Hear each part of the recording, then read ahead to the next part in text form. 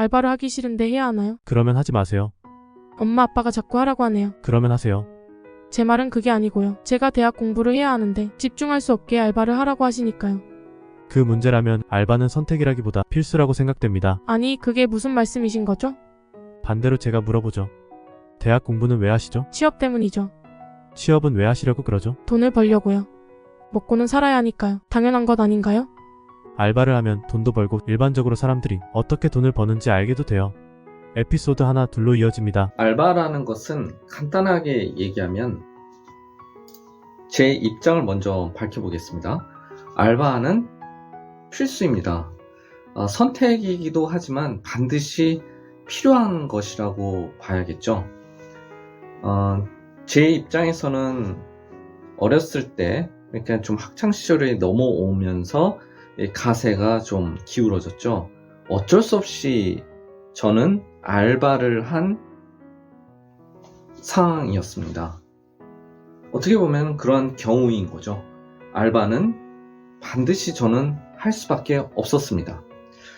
제 친구나 주변 사람들 중에는 알바를 하지 않고 좀 부유하게 살았던 사람이 있는데, 그러한 영역, 그 범주에서 이 알바가 필수냐 아니냐, 그런 부분은 얘기할 이유도 없거니와 그런 영역이 아닌 겁니다. 이것은 알바는 자신의 삶에서 미리 하나의 직업을 경험할 수도 있죠.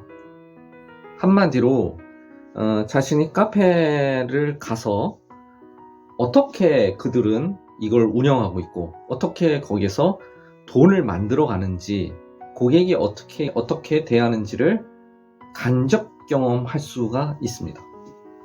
그래서 저는 그 알바는 필수라고 하는 거죠. 그리고 나서 자신이 이것이 안 맞으면 또 다른 길을 찾아볼 수가 있습니다. 어렸을 때 너무 몸이 아파서 어쩔 수 없이 응급실에 간 적이 있었어요. 그랬을 때 거기에서 피를 흘리면서 또는 응급하게 병원을 찾는 환자들이 너무 많았습니다. 무서웠던 거죠. 저는 응급실에 가니까 너무 저보다 더 아픈 사람이 많고, 그래서 그 현장이 너무 무서웠어요. 그래서 저보고 의사가 되라고 하거나 그러면 저는 안 한다라고 했었던 거죠. 그때 당시는 저의 기억에 있어서는 수술대에 올라가서 수술을 받거나 또는 수술을 하거나, 이것은 상상조차 힘든 저에게서는 나름의 경험이었던 겁니다.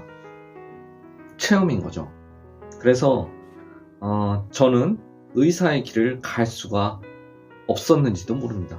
성적이 되도록라도 저는 의사의 길은 선택을 할 수가 없었던 거죠. 어렸을 때 그 경험이 이미 저에게는 의사 길을 포기하라, 하지 말라, 이것이 계속 다가왔었던 그런 시절이었던 겁니다. 카페 알바를 하면서 자신의 길을 찾을 수 있죠. 그것이 저에게 맞는지 안 맞는지. 그리고 제조업체 또는 옷 공장, 심지어는 학생들을 가르쳐도 봐야 하는 거겠죠.